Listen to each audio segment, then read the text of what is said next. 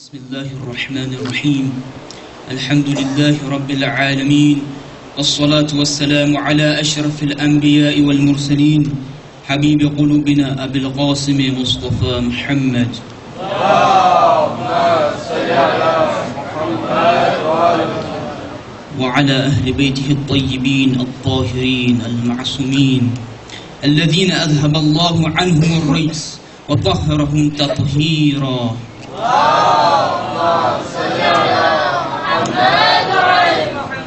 ولعنة الله على أعدائهم أجمعين من يوم ظلمهم إلى قيام يوم الدين.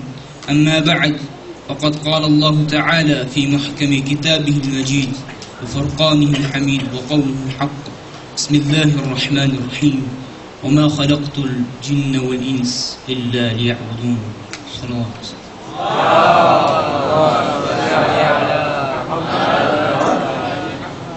D'abord, je tiens à remercier les organisateurs de cette réunion. Ici, les 5 djamats sont réunis et les élèves de Madrasa ont le tawfiq de devenir des Zakir Hussein. J'encourage l'équipe à continuer de la sorte et ainsi réunir les 5 djamats et raffermir la fraternité.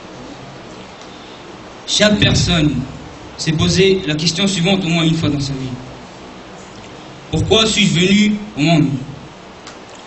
L'homme, dans chaque acte qu'il entreprend, dans chaque chose qu'il fait, cherche un but à atteindre. C'est pour ça que lorsque vous venez au madrasa, vous avez l'intention d'acquérir le ilm. Vous avez l'intention de voir vos amis. Lorsqu'un enfant joue, il a l'intention de s'amuser. Lorsqu'un professeur enseigne, il a l'intention de faire partager le savoir. Il y a donc un but à chaque chose, à chaque acte. Beaucoup de personnes ne trouvent pas la réponse à la question de la vie. Pourquoi sommes-nous en vie? Que devons-nous faire? Notre but est-il de devenir riche, ou de pouvoir jouer avec nos amis en continuité, ou de devenir musclé, ou d'avoir une voiture BMW? Tout d'abord, l'homme a une nature qui l'oblige à chercher la provenance d'une chose qui lui est offerte, la provenance d'une chose qui lui est donnée.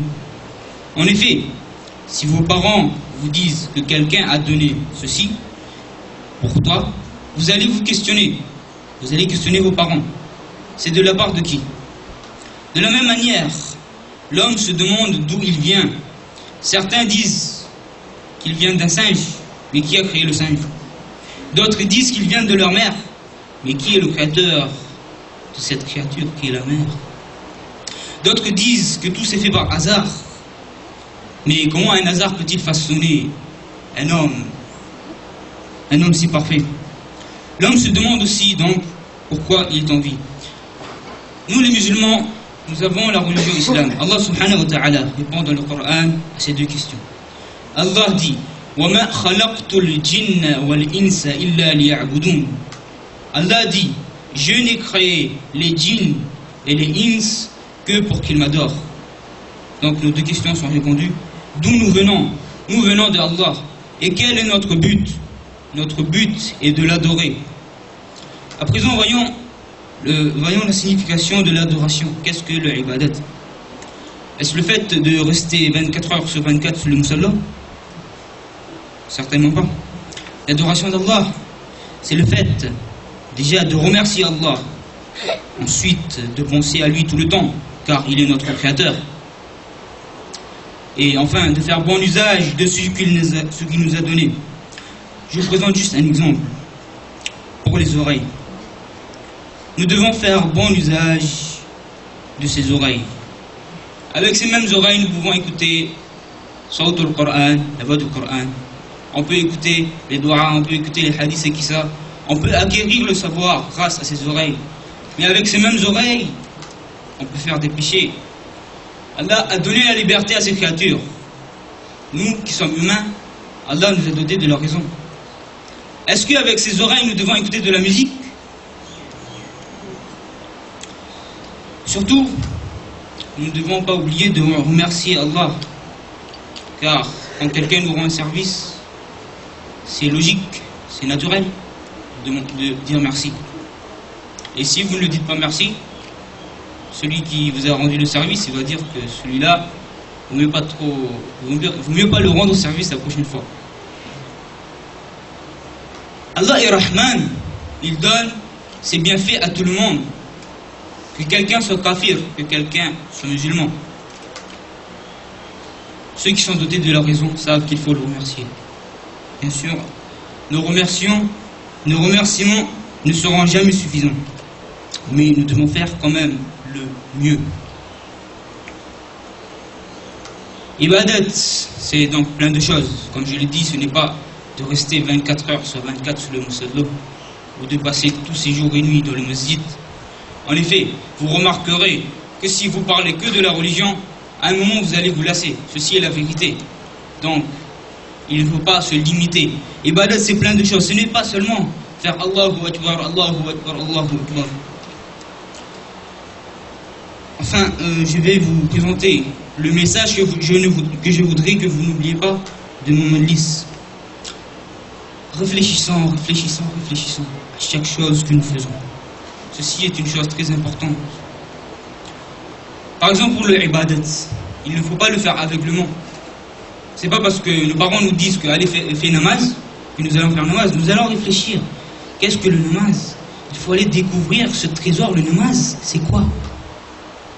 Maintenant, si nos réflexions n'atteignent pas le résultat, nous avons nos ulama, nous avons nos professeurs qui peuvent bien sûr donner réponse à nos questions et donc nous avancer. Mais jamais faire quelque chose aveuglement. De la même sorte que le azadari n'est pas une chose aveugle. Le azadari, c'est le rappel de Hussein alayhi salam, son sacrifice. Est-ce que nous, on aurait fait ça? Lorsque nous sommes au Ramzan, nous disons à nos parents: oh papa, oh maman, j'ai soif.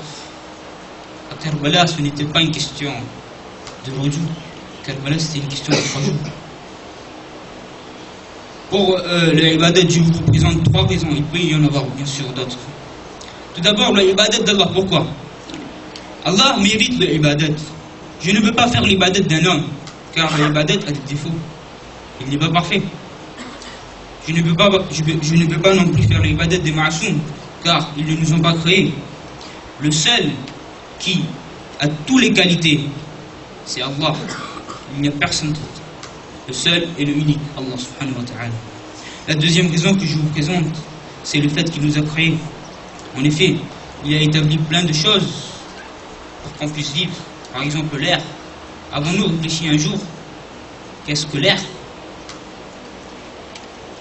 Si l'air n'était pas présent aujourd'hui, le soleil ne pourrait pas illuminer. Car nous voyons sur des planètes où il n'y a pas d'air que malgré que le soleil atteigne, par exemple Mercure, malgré que le soleil atteigne, Mercure n'est pas illuminé comme nous le sommes, nous, sur la Terre. La troisième raison, c'est qu'un jour nous devons nous présenter à notre Seigneur, le Qayamat. Nous devons avoir des bagages prêts. Donc, ceci, je vous ai présenté 3 raisons. Il peut y en avoir, bien sûr, plus. Donc, mon message, à ne pas oublier, c'est que réfléchissons avant de faire chaque chose. Est-ce que cette chose, Allah est d'accord? Si Allah est d'accord, on peut le faire, mais si Allah refuse, si Allah dit non, ceci est interdit, est-ce que nous devons le faire? Mais nous devons réfléchir. Si nous ne le faisons pas, pourquoi nous ne le faisons pas? Parce que c'est notre Créateur. Parce que quelqu'un nous rend un service, combien nous sommes reconnaissants. Lorsque quelqu'un nous guide, lorsque nous sommes perdus, combien nous sommes reconnaissants. De la même manière, l'imam Hussein alayhi salam a sauvé l'islam. Sans lui aujourd'hui, est-ce que nous serions musulmans?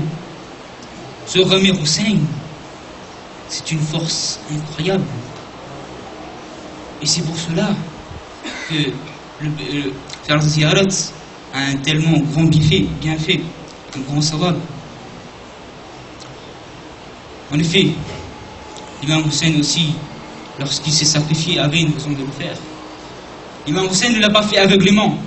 L'imam Hussein voulait ordonner le bien et interdire le mal. Aujourd'hui, est-ce que nous sommes reconnaissants envers l'imam Hussein alayhi salam? Est-ce que Quand nous mettons les écouteurs de nos oreilles pour écouter de la musique, nous sommes reconnaissants. Imaginez le moment où l'imam Hussein alayhi salam était en train de partir, quand tous les shuhada, quand l'imam Hussein n'avait plus de compagnons, et que Hal min nasirin yansurna s'est fait entendre, il n'y avait plus personne. Le rhum que l'imam Hussein avait de Ali Asghar, imaginez un peu quelle tristesse devait être dans le cœur de notre maître qui s'est sacrifié pour nous. Il a donné sa vie, il a donné la vie de sa famille. Et lorsqu'il voulait partir, il était en train de partir. L'imam Hussein a vu que son cheval n'avançait pas. L'imam Hussein demande au cheval d'avancer. Le cheval montre en bas. L'imam Hussein voit qu'il y a sa fille âgée de 4 ans qui est en train de pleurer. Comment une fille de 4 ans peut-elle supporter que son père parte? Personne n'est revenu, oh mon père, depuis que les autres sont partis. Abbas et Alamdar ne m'a pas apporté de l'eau, personne n'est revenu. Oh mon père, si tu pars, je vais devenir orphelin. Oh mon père, comment vais-je faire? Oh mon père, ne partez pas. Imaginez un peu ce sacrifice. Comment l'imam Hussein a dû réagir. Comment l'imam Hussein peut laisser sa fille. Ceux qui ont des enfants savent comment c'est dur de laisser ses enfants. Nous-mêmes, nous voyons, lorsque nos parents partent en voyage par exemple, des fois nous sentons une tristesse dans notre cœur. Oh mes parents, je ne vais plus vous revoir. La vie que j'avais avant, je ne l'aurai plus. Oui, Sakina, où est-ce qu'elle allait dormir? Elle avait l'habitude de dormir avec son père. Maintenant, comment allait-elle faire? Sakina a enduré cette tristesse, mais l'islam est resté. C'est pour cela que je voudrais que nous n'oublions jamais l'imam Hussein alayhi salam. Et j'encourage les organisateurs à continuer à nous faire devenir des Zakir Hussein. Car le Zikr Hussein et le sauvetage, c'est notre bouée de sauvetage, c'est la lumière de notre tombe. Imaginons un peu, qu'est-ce que le sacrifice? Chacun peut réfléchir chez lui. Wa akhiru da'wan alhamdulillah. Je demande à Allah d'accepter notre azadari. Salawat.